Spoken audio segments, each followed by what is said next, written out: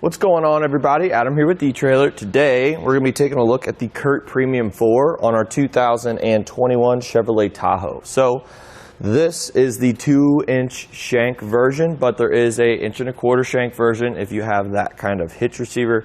But also we're going to have a 5 version as well. They're all going to have the same exact specs, but besides the 5. The 5 is just going to have a little bit more capacity at 220 pounds. This one is going to have 180 pound of capacity and be able to fit up to 4 bikes.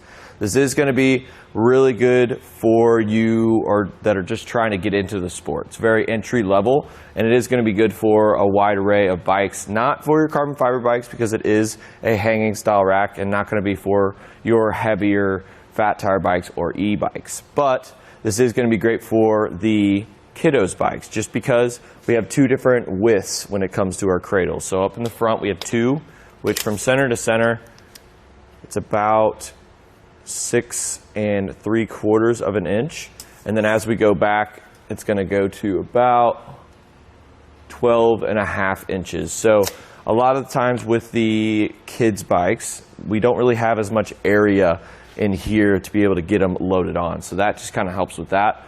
But also they're all going to have a little bit of adjustments when it comes to the cradles.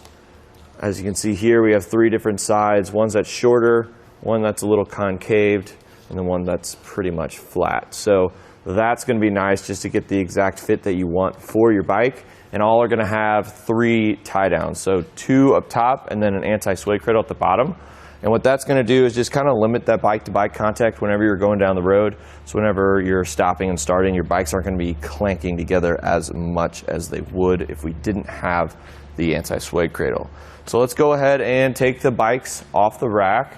All we really need to do is take these soft, durable rubber straps. They're not going to scratch anything up, but they will last a long time. You can really tug on these things and they're not really going to break on you. But if they do, we do have replacements on our website. So once we do that, you can kind of see what the anti-sway cradle does. So that's what that's going to help with. But now let me take this off. It's pretty high just because it's on the Tahoe, which isn't a bad thing if you do plan on going off-roading or something like that, where you just have a lot of steep, aggressive hills you're going up. We're going to have plenty of ground clearance for that. Let's go ahead and take a look at the cradles. We do have a couple of different channels here, and that's going to be for your bike cables, just so they're not smashing up against your frame. And it is made of a hard plastic, so they're not really going to wear away over time. Let's go ahead and tilt this back away from the vehicle. So when the bikes are off, we can tilt it. What we want to do is just loosen this down here and then pull this pin just like that. And then pull this up. So then we can access the back, so you don't really have to take it off every single time if you are going to go grocery shopping or something like that, or if you just have a lot of your gear in the back so you can fit more passengers. You can do it like that. It's definitely something I look for in a bike rack just so I don't limit my vehicle.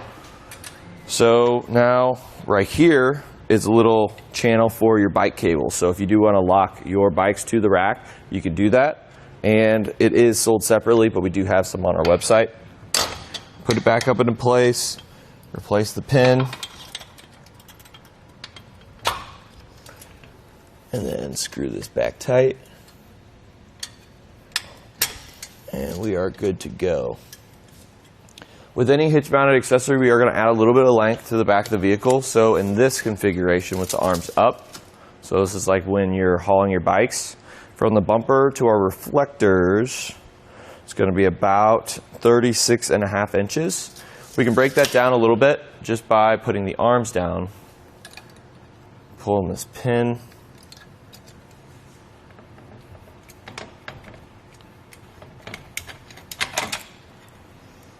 putting it down and replacing the pin. Snap that into place, and that's going to get us a lot less length. So it's about 13 inches from the bumper to our shank here.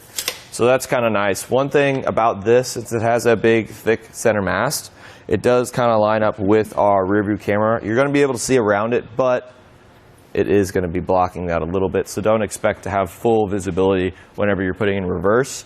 And it will set off the sensors because the backup camera is right there. Looking down at the shank, it's going to be a straight shank. This is for the 2-inch hitch receivers. It comes with an anti-rattle bolt, which is good, which pretty much just secures the shank to the hitch receiver. So you're not going to feel or hear any rattling whenever you're going down the road. Doesn't come with a lock, but we do have some on our website if you do want to add that to this bike rack. All in all, great entry-level rack. It's going to fit the kids' bikes and your bikes, but again, not for those heavier bikes that you may have. This is the CURT Premium Four.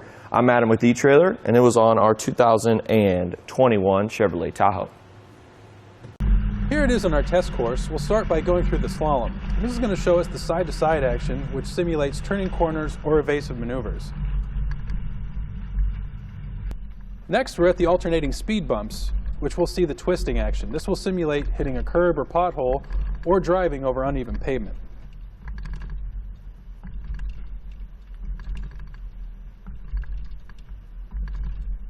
Finally, we have the full speed bumps, where we'll see the up and down action, which is just like driving out of a parking lot, garage, or driveway.